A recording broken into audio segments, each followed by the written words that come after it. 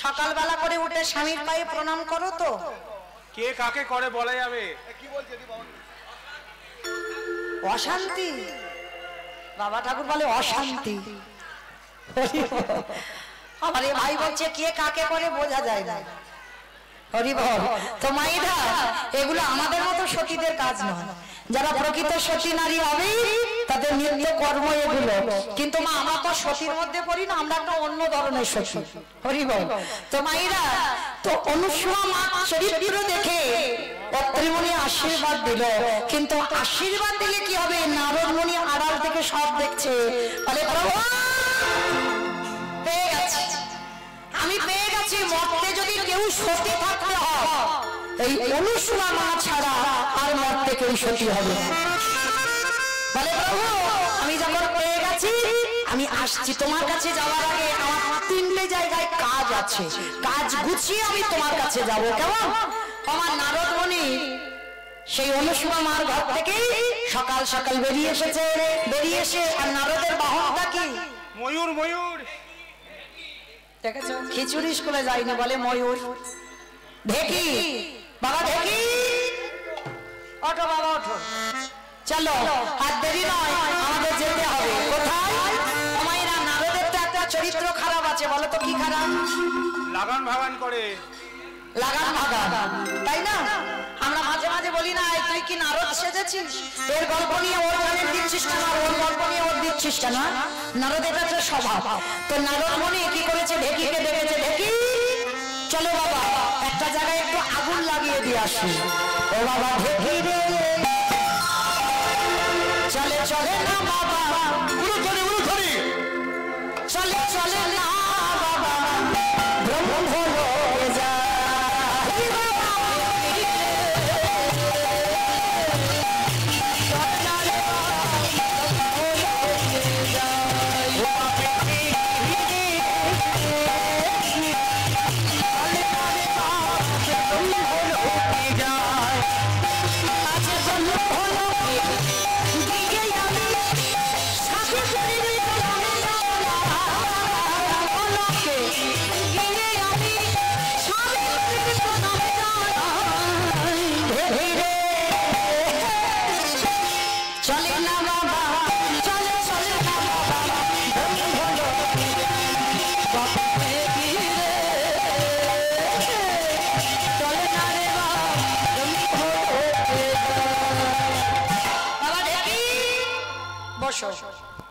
এইবার ব্রহ্মলোকে মা সাবিত্রীর কাছে গেছে বনভাস্ত্রী।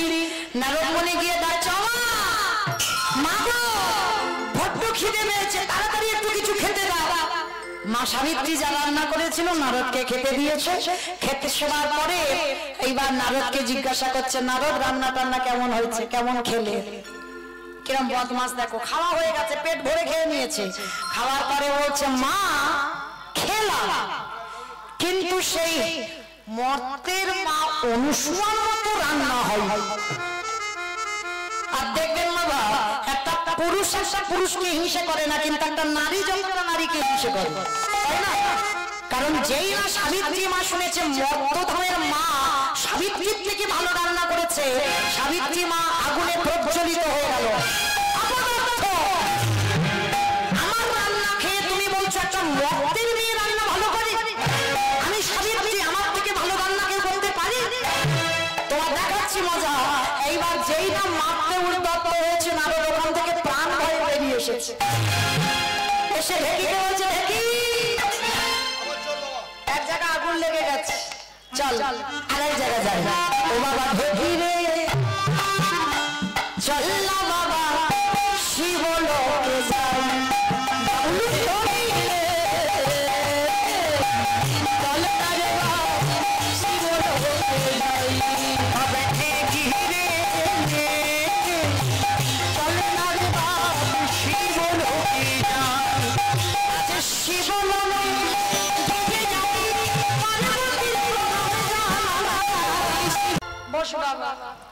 এইবার জগৎ জননী মা দুর্গার কাছে গেছে। মা ওই একই কথা, মা বড্ড খিদে পেয়েছে, তাড়াতাড়ি খেতে দাও, আমার পেটের ভিতরে যেন কি জ্বলছে।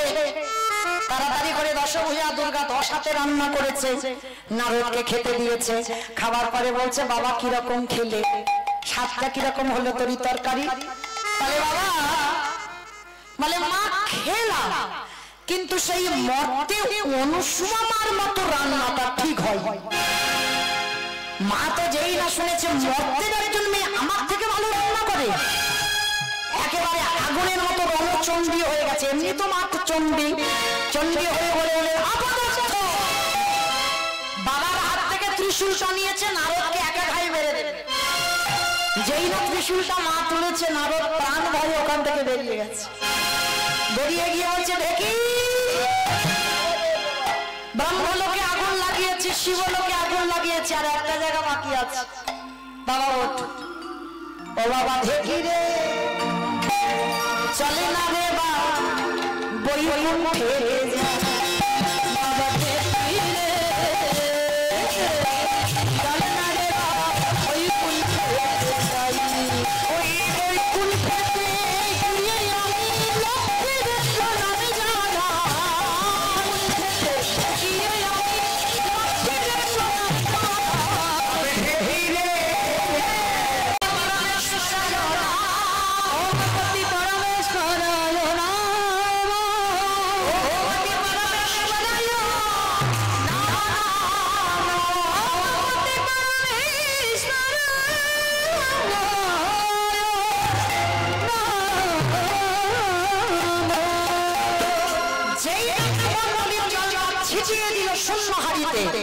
সঙ্গে সঙ্গে ওই একটাই মন্ত্রে অন্ন ব্যঞ্জন পরিপূর্ণ হয়ে গেল।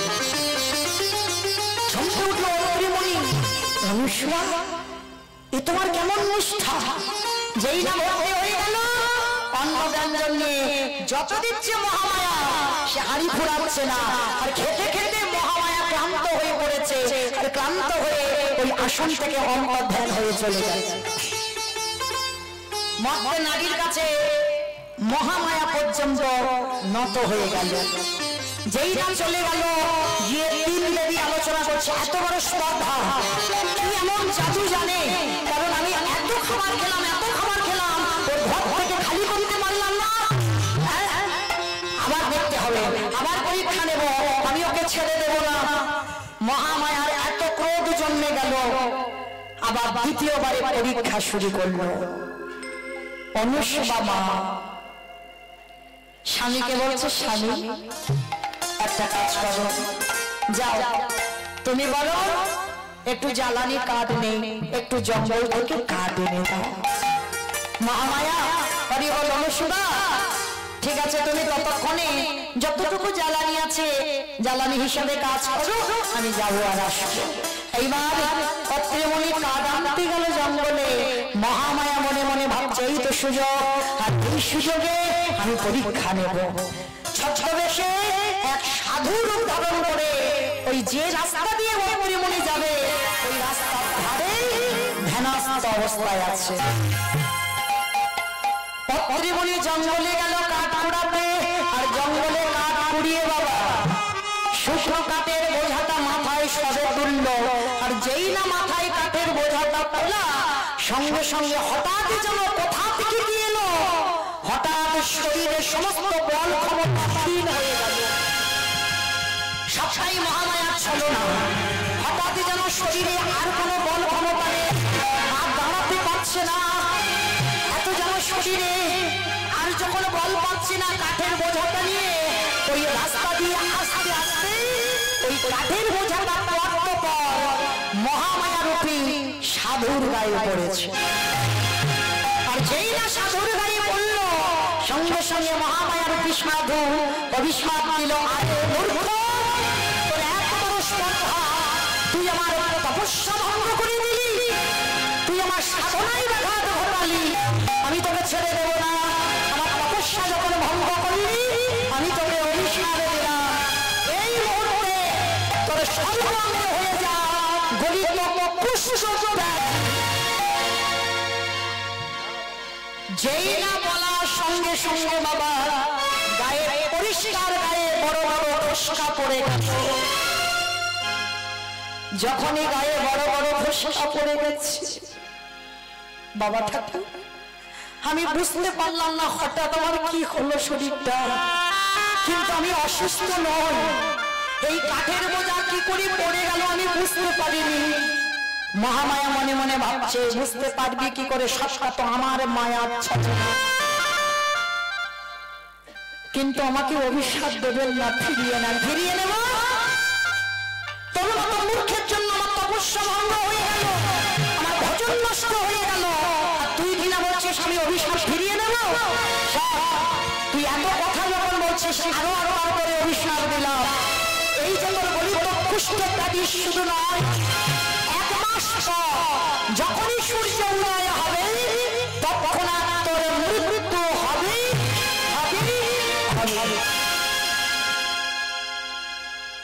হঠাৎ দেখতে দেখতে চোখের নিমিষে সেই গায়ে থেকে মুজ রক্ত ঝরে ঝরে পড়ছে। কাঠের বোঝাটা তবু মাথা থেকে ফেলেনি, মাথাতে নিয়ে ছুটতে ছুটতে আসছে।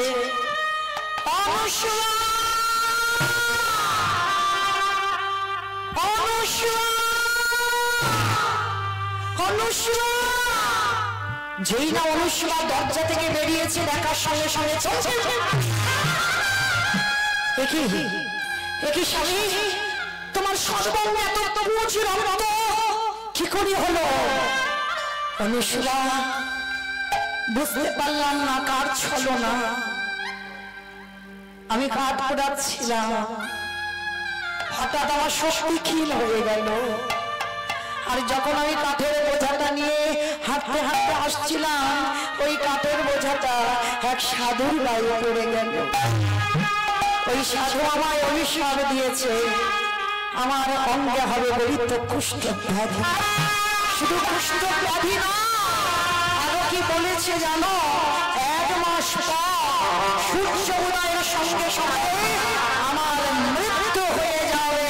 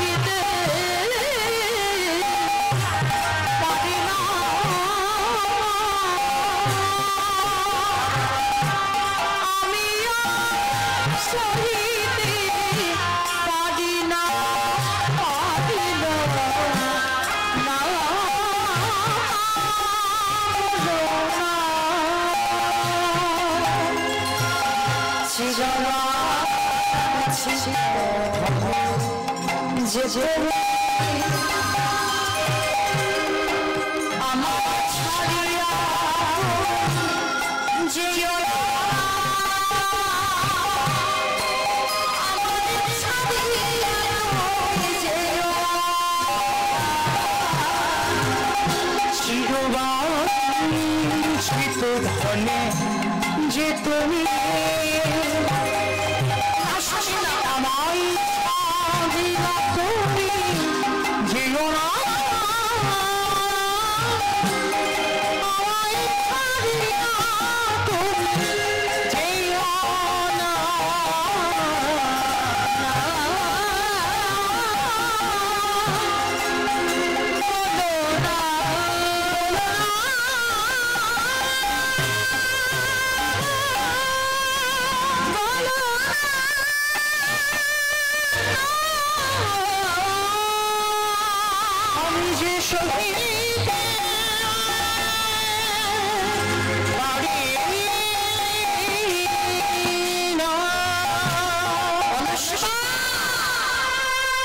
চলে যাও, চলে যাও মনুষ্য, তোমার বাপের বাড়ি চলে যাও। আর 1 মাস পরে আমার মৃত্যু হয়ে যাবে। আর এই রোগটা হলো বড় ছোঁয়াচে রোগ। তুমি যদি আমার কাছে থাকো এই অসুখ যদি তোমার হয়ে যায়, যাও তুমি চলে যাও তোমার বাপের বাড়ি। অনুসূয়ার কেমন চরিত্র দেখো। স্বামী তুমি ভাবলে কি করে, সুখের সময় তোমার সঙ্গে ছিলাম, আর যে কটা দিন বাঁচব সে কটা দিনও তোমার সঙ্গে থাকবো।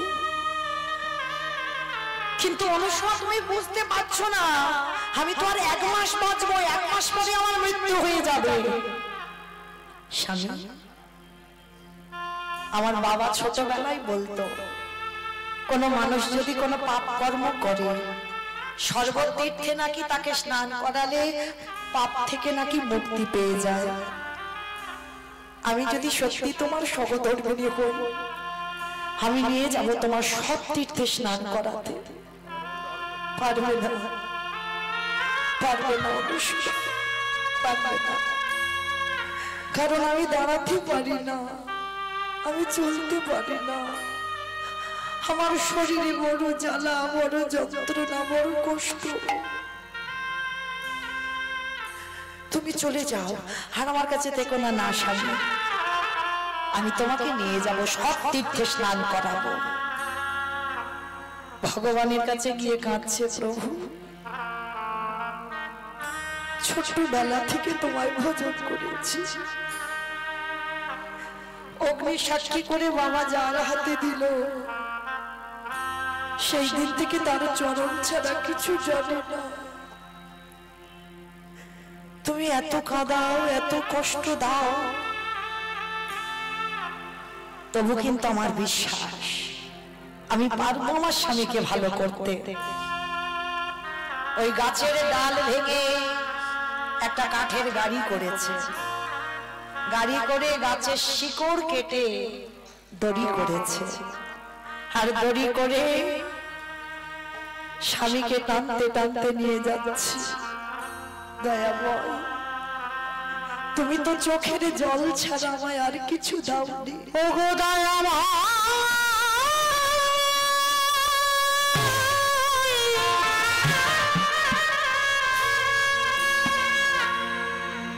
দেখো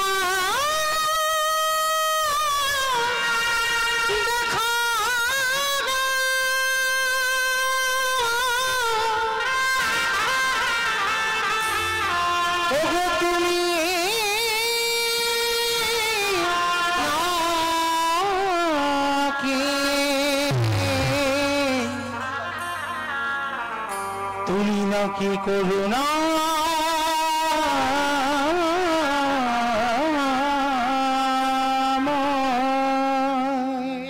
টানতে টানতে নিয়ে যাচ্ছি। তুমি আমাকে শক্তি দাও, তুমি আমায় ক্ষমতা দাও, যেন আমার এই অসুস্থ স্বামীকে আমি সুস্থ করতে পারি। টানতে টানতে নিয়ে যাচ্ছে, পৌঁছে গেল মরুভূমির পরে। আর যখন মরুভূমিতে নিয়ে গেছে, গলা শুকিয়ে গেছে, অসুস্থ স্বামী তো কণ্ঠ শুকিয়ে গেছে। অনুসূয়া, একটু জল, একটু জল দেবে অনুসূয়া, কণ্ঠটা যে বড় শুকিয়ে গেছে, পিপাসার জল একটু দাও। স্বামী, তুমি এই মরুভূমিতে জল খাবে, আমি কোথা থেকে জল পাবো? একটু জল এনে দাও অনুসূয়া। আর যে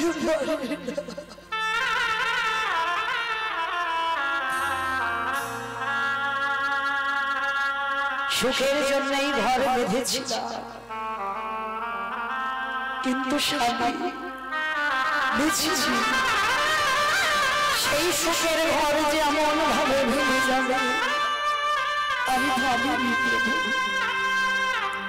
আমার স্বামীকে ফিরিয়ে দাও, আমি সুখের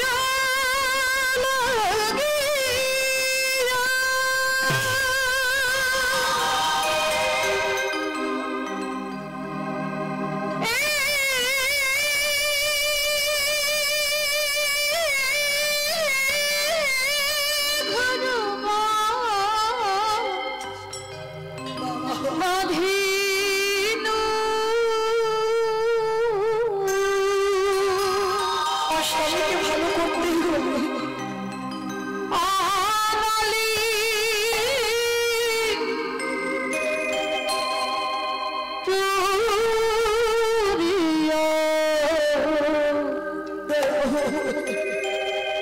গেল রে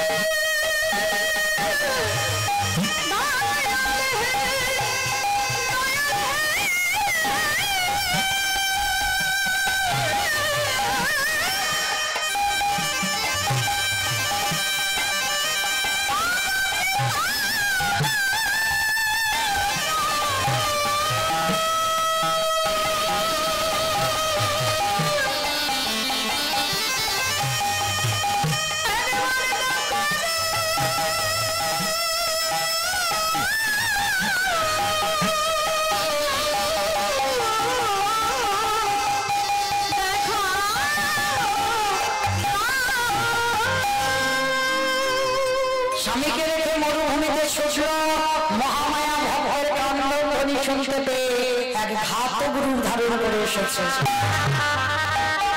ভগবান যেমন পরীক্ষা নেয় তেমন ভক্তের পরীক্ষা নিতে গিয়ে কষ্ট পায়। মহামায়া একটা ঘাতক রূপ ধারণ করে দাঁড়িয়ে আছে মরুভূমিতে।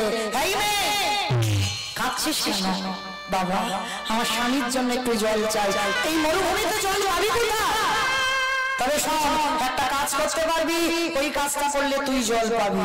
কি করতে হবে বলো আমার? এই অস্ত্রটা দিয়ে তোর এই দক্ষিণ উরুদেশটাকে ছেদন করে দিতে হবে, আর ছেদন করলেই তুই এখানে জল পাবি। অনুসুয়া বললেন বেশ। বাবা এই দেহটা তো আমার নয়, আমার স্বামীর দেহ।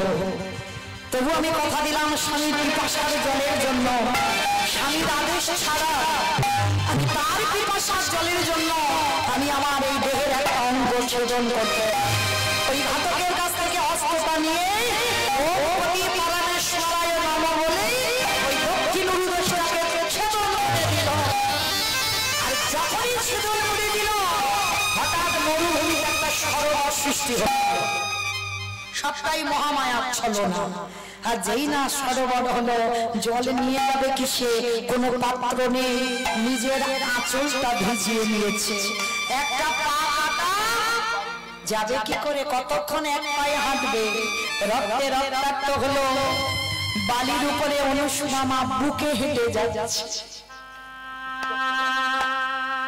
স্বামীর কাছে যেই না গিয়ে দাঁড়িয়েছে, ওই আঁচলটা নিকড়ে নিয়ে আগে স্বামীর মুখে জলটা দিয়েছে। অত্রিমুনি যেই না তাকিয়েছে, দেখে না অনুসুয়া সর্বঙ্গে রক্তে রক্তাক্ত, একটা উরুদেশ থেকে কাটা।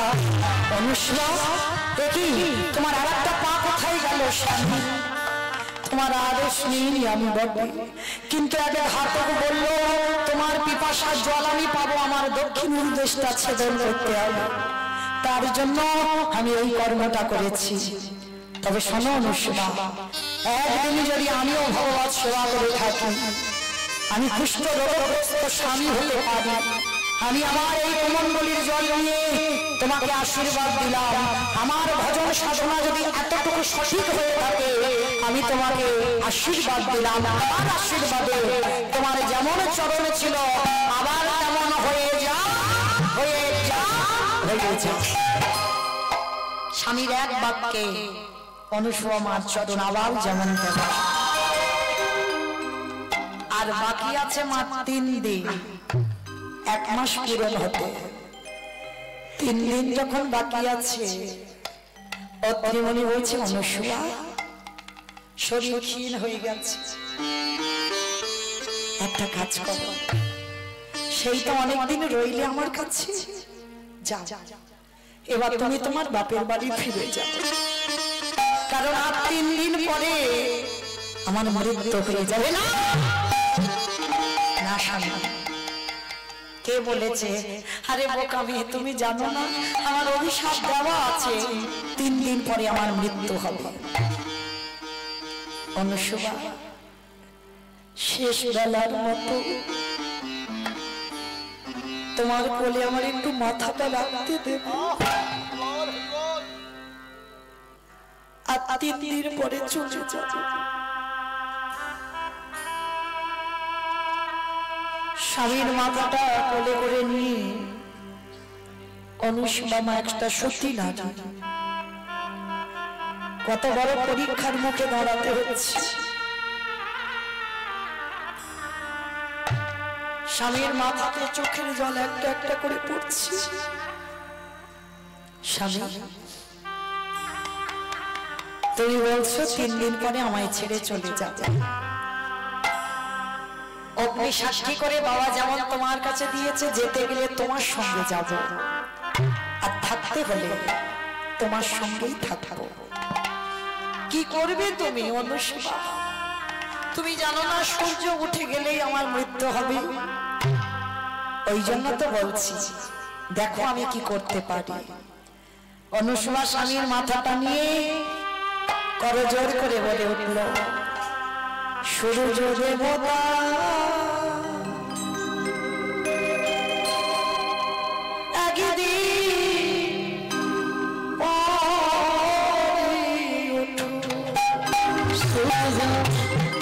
দেবতা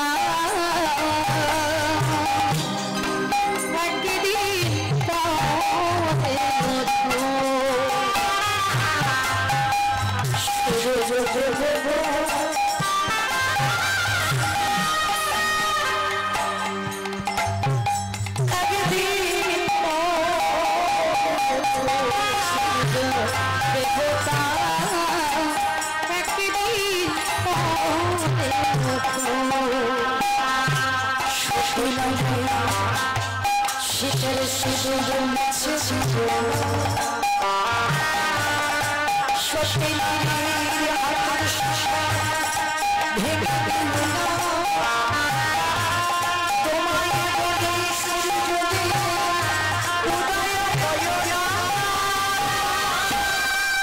সূর্য দেবতা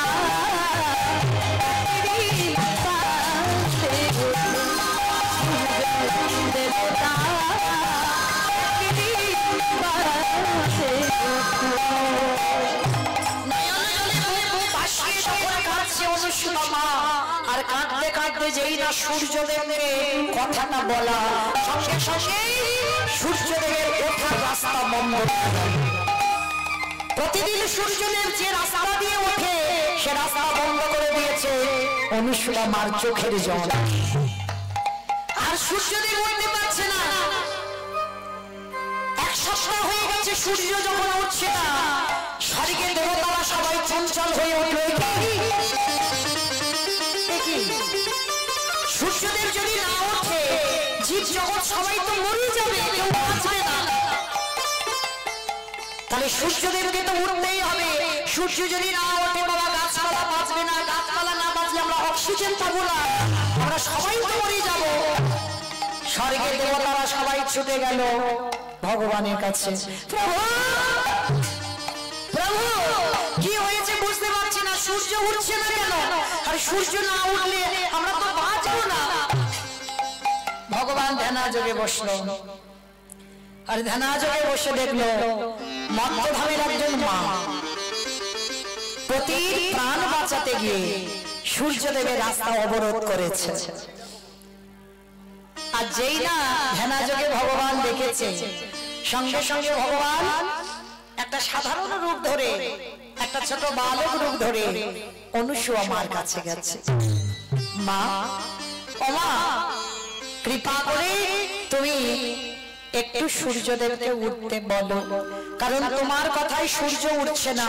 আর তুমি কি জানো, তুমি তোমার স্বামীর একার জন্য তুমি জানো জীব জগৎ সব মরে যাবে। তুমি কি চাও তোমার একটা কথায় সবাই প্রাণ হারার? তোমার একা স্বামীর জন্য তুমি সবাইকে হত্যা করবে? অনুসূয়া মা যেই না কথাটা শুনেছে সঙ্গে সঙ্গে বলে উঠলো, আচ্ছা বাবা আমার কাছে এসো। আচ্ছা তুমি আমায় কি বলে ডেকেছো? কেন? আমি তো তোমায় মা বলে ডাকলাম। বেশ, আচ্ছা বলো তো বাবা, কোন সন্তান কি পারে তার মায়ের শীতের সিঁদুর মুছে দিতে, হাতের শাখা ভাঙতে? তুমি কি জানো না বাবা, আমি যদি একবার সূর্যকে উঠতে বলি তাহলে তো আমার স্বামী মারা যাবে, আর স্বামী মারা গেলে আমার শীতের সিঁদুর হাতের শাখা ভাঙবে। আমি কি করে পারবো সূর্যকে উঠতে বলতে? তা নারায়ণ ছদ্মবেশে বলছে, ও মামা তা ঠিক আছে, একটা কথা বলি, যদি তোমার স্বামীকে আবার নতুন করে জন্ম দিই, আবার নতুন কলেবর থেকে তোমার সুস্থ স্বামী যদি ফিরে পাও। অনুসূয়া মা বলছে, তোমার মতো আমি বোকা নয়, কারণ তুমি তো আমার স্বামীর প্রাণ নেবে না, নেবে যমরাজ।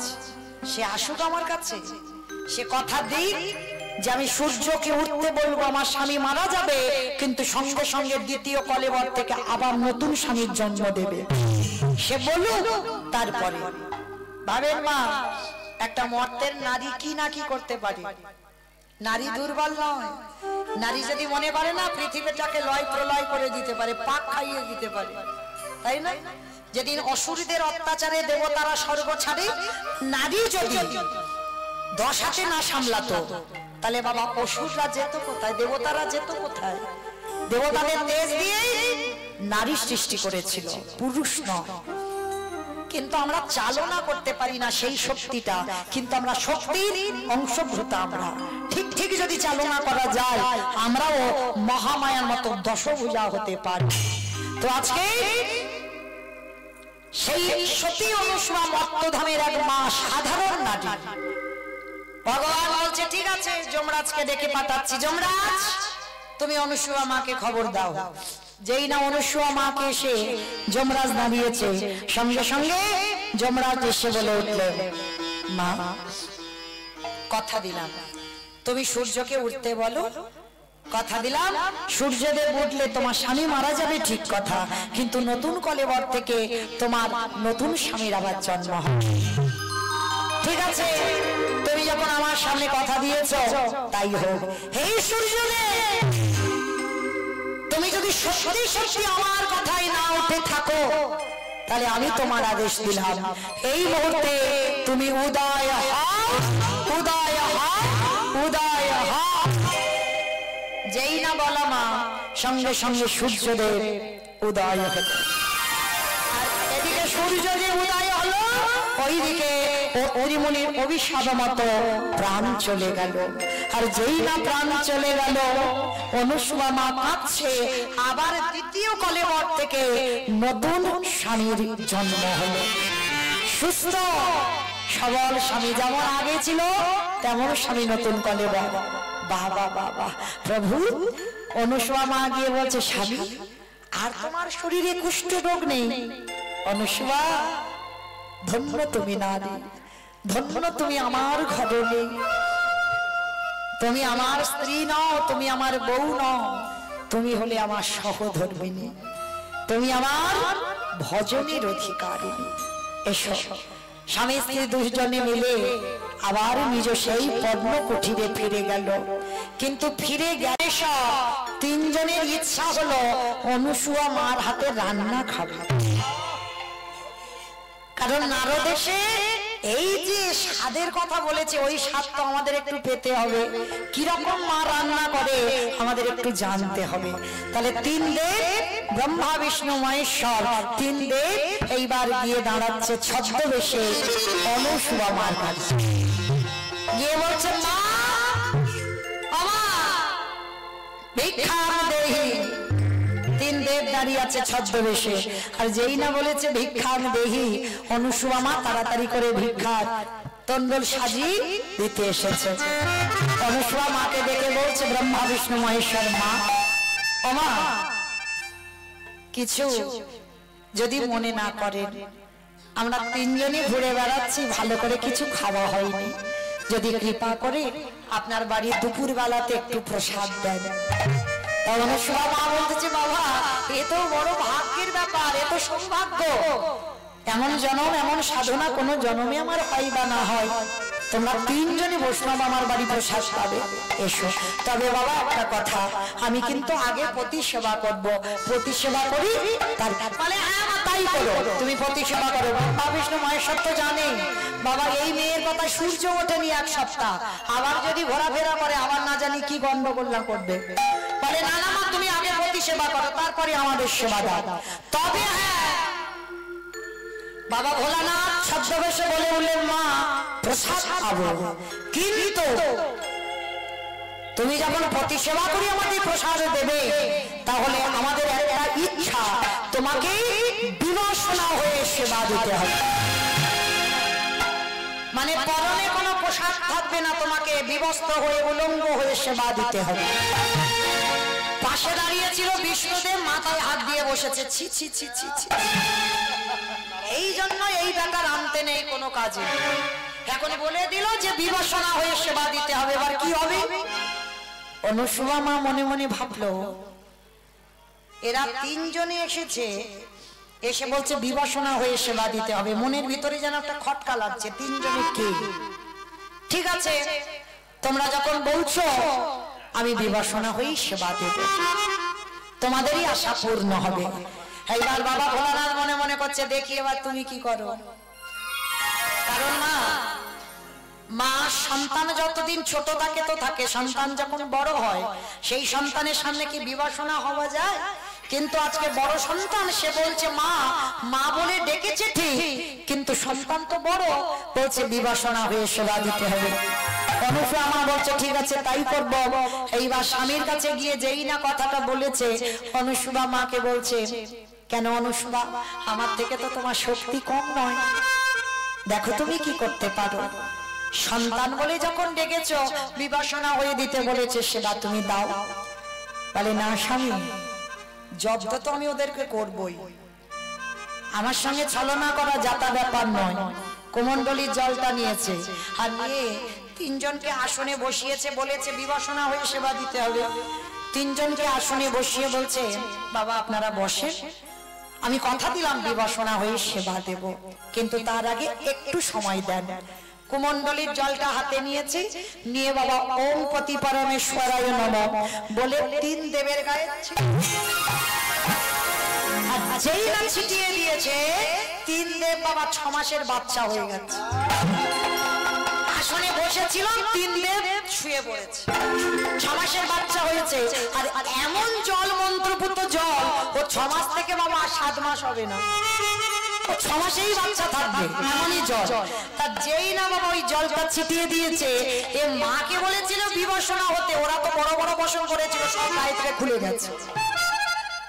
এইবার দেখ কেমন লাগে। এইবার মা কি করেছে জানো? বাৎসল্য প্রেমময়ী মা আমার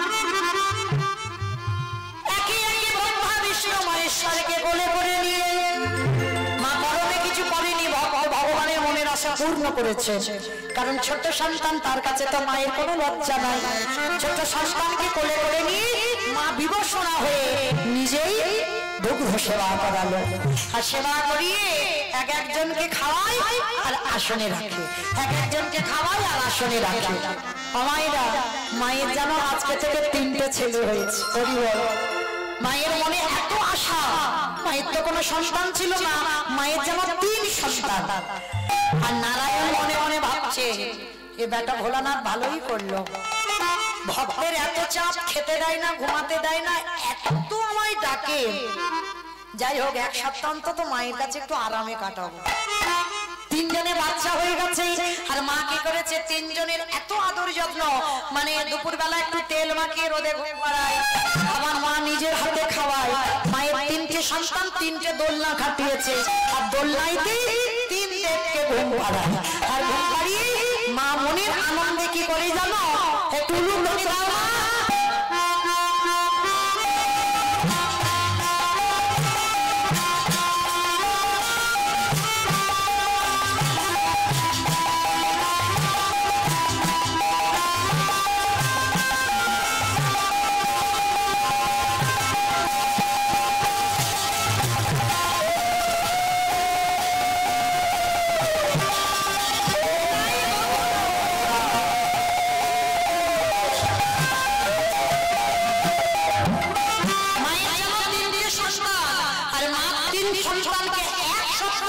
শুধু নিজের হাতে খাওয়ায়, স্নান করায়, তেল মাখায়, আর পত্রীমণির সেবা করে, আর 3 ছেলের সেবা করে। 1 সপ্তাহ ভগবান বাড়ি যাচ্ছে না। 3 দেবীতেই বা চিন্তায় পড়ে গেছে। আরে দিদি, দিদি বলো, তোরটা কোথায় গেল রে? চিনতে পারছি না তো। টোটো চালাচ্ছে। আর তোরটা কোথায় গেল? আমারটা এই তো, আমি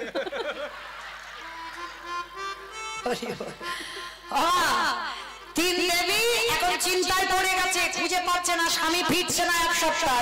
নারদকে দেখেছে। নারদ, বলো তো বাবা। আরে প্রভু তো 1 সপ্তাহ বাড়িতে আসছে না, 3 জন কোথায় গেছে তুমি জানো? বলে সে কি মা, তোমরা জানো না?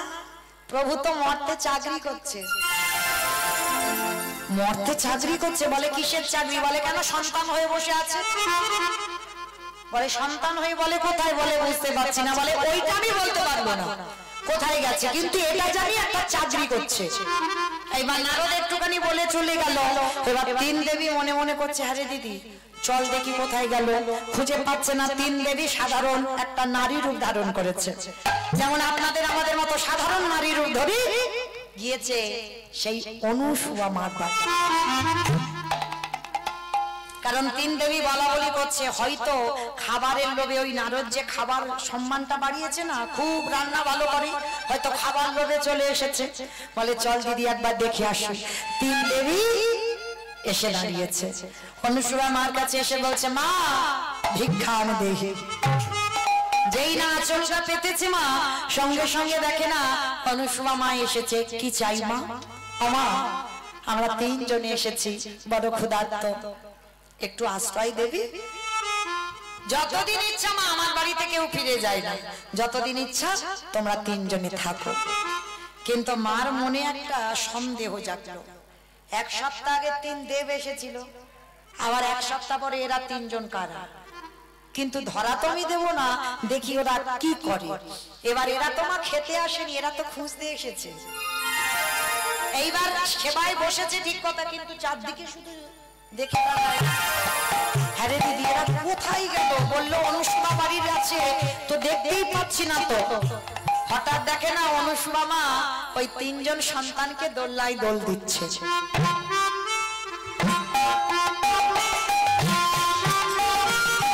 এইখানে কি অনুসুয়া শুনিনি তো যে অনুসুয়া সন্তান আছে বলে? যাই গিয়ে দেখে আসো। অনুসুয়া মা রোদে তিনটে ছেলেকে শুইয়ে দিয়ে অনুসুয়া মা ঘরের কর্ম করছে, আর তিন দেবী দোলনার কাছে গেছে।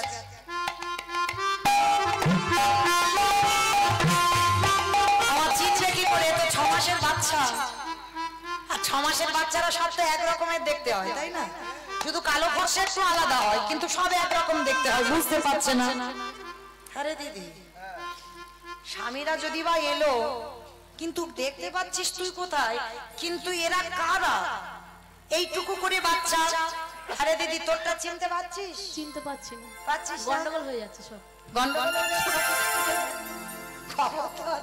গন্ডগোল করিস না। আরে দিদি, তুই চিনতে পেরেছিস? ও ঠিক চিনে নেবে। তুই চিনতে পেরেছিস কোনটা?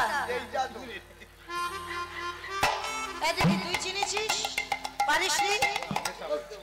একজন বলছে একটু একজনের চেনা যাচ্ছে মা, একটু ভুড়ি ভুড়ি মতো, মানে একজন ঘুমাচ্ছে না, একটু ভুড়ি মতো আছে, ওইটা একটু একটু চেনা যাচ্ছে, কিন্তু বুঝতে পারছে না। আর অনুসুয়া মা দূর থেকে খিলখিল করে হাসছে। দেখেছো? তিনজনে চিনতে পারছে না। এইবার কি ব্যবস্থা হচ্ছে দেখবে, দেখবে এইবার কি করবে। তিন দেবী তো চিন্তায় পড়ে গেছে, কোনটা কাপ যদি ওলট পালট হয়ে যায় কাকে নেবে বুঝতে পারছে না। একবার মা দুর্গা নারায়ণকে তুলে নেয়, এদিকে মা সাবিত্রী কখন ভোলানাথকে তুলে নেয়, বুঝতে পারছে না। আর ভগবান কোলে বসে আর মুচকি মুচকি হাসে। আরে ভালো মজা হচ্ছে অনেকদিন পর। কারণ এই যে ভক্তের চাপ মাথায় নিতে পারছিলাম না, কটা দিন আমি খুব আরামে আছি। যাই হোক, যতদিন না মা আমাদের বাচ্চা থেকে বড় করে আমি ততদিন এখানে থাকবো। কারণ অত্রিমুনি তো আশীর্বাদ দিয়ে রেখেছে, অনুসুয়া তোমার প্রতি সেবার গুণে আমি স্বামী হয়ে আশীর্বাদ দিলাম, ব্রহ্মা বিষ্ণু মহেশ্বর একদিন তোমার ঘরে বাঁধা থাকবে। আর সেটাই হলো। এবার মা বেঁধে রেখেছে। এইবার তিন দেবী হাত থাকতে না পেরে যখন ওলট পালট হয়ে যাচ্ছে, চিনতে পারছে না, এইবারে অনুসুয়া মার কাছে গেছে। মা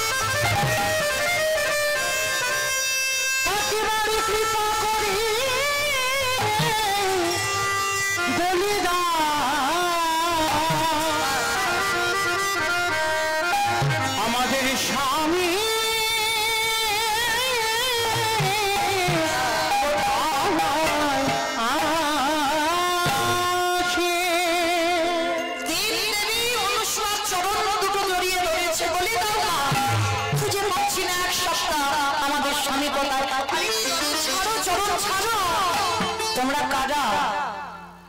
জগৎ জননী মা দুর্গা বললেন, মা আমি মহামায়া। মা মা তুমি আমার চরণ ধরছো, ছেড়ে দাও।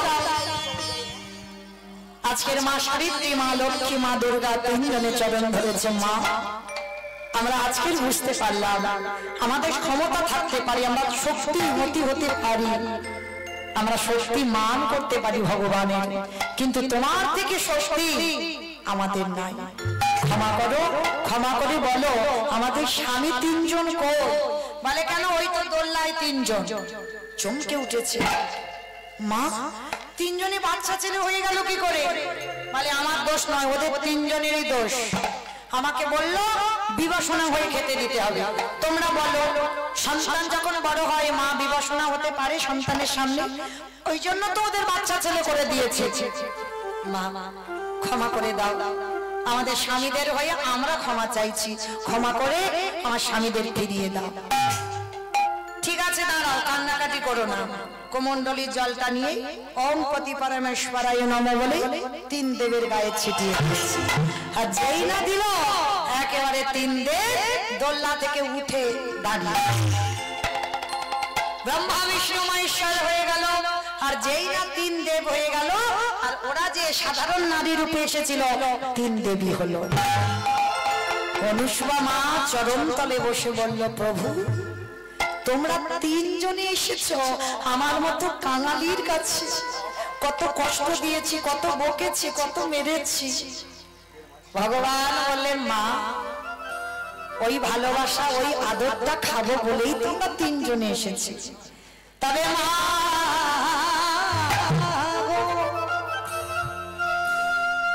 তোমার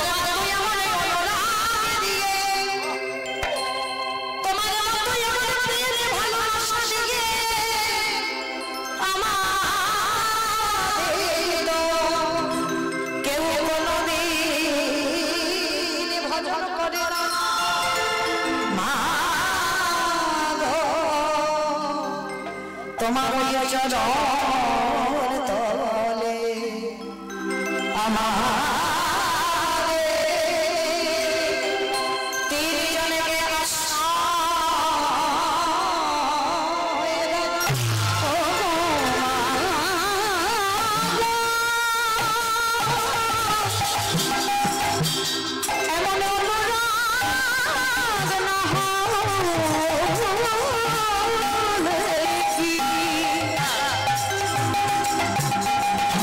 কৃষ্ণ পাওয়া এমন ভালো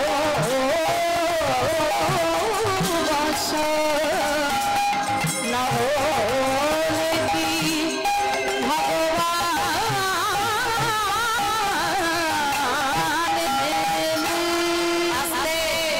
আমরা তিনজনে তোমার সন্তান হয়ে জন্ম নিতে চাই। অনুসুয়া মা কেঁদে উঠল, প্রভু তোমরা তিনজনে আমার সন্তান হবে। হ্যাঁ, আমাদের দ্বিতীয় কলেবর তোমার গর্ভেই জন্ম নেব। বাবা ভোলানাথ দুর্বাসা মুনি, নারায়ণ হলো কে দত্তাত্রেয় ঋষি, আর ব্রহ্মা হলে দেবরাজ ইন্দ্র। তিনজনে তিন দেব অনুসুয়া মার গর্ভে দ্বিতীয় কলেবর হয়ে এসেছিল। তো আজকে যেই না তিন দেবীকে ডেকেছে, তিন দেবী বলল, মা ধন্য তোমার প্রতি সাধনা, ধন্য তোমার স্বামী সেবা। আজকে স্বামী সেবা করে আমাদেরকে কৈলাস থেকে বৈকুণ্ঠ থেকে তুমি মর্তের মাটিতে মহাসতী অনুসুয়া। এইবার তিন দেবী দাঁড়ালেন যুগলে। অনুসুয়া মা নয়ন জলে কাঁদল, প্রভু কৃপা করে একবার আমাকে যুগল দর্শন দাও। পত্রিমণি অনুসুয়া মা নয়ন জলে কাঁদছে। ব্রহ্মা বিষ্ণু মহেশ্বর তিনজনে তিন দেবীকে নিয়ে যুগলে দাঁড়ালেন। আজকের মতো মা শুভরাত্রি, ভালো থাকবেন, সুস্থ থাকবেন। আবার আপনাদের সঙ্গে কোনো না কোনো দিন আবার দেখা হবে।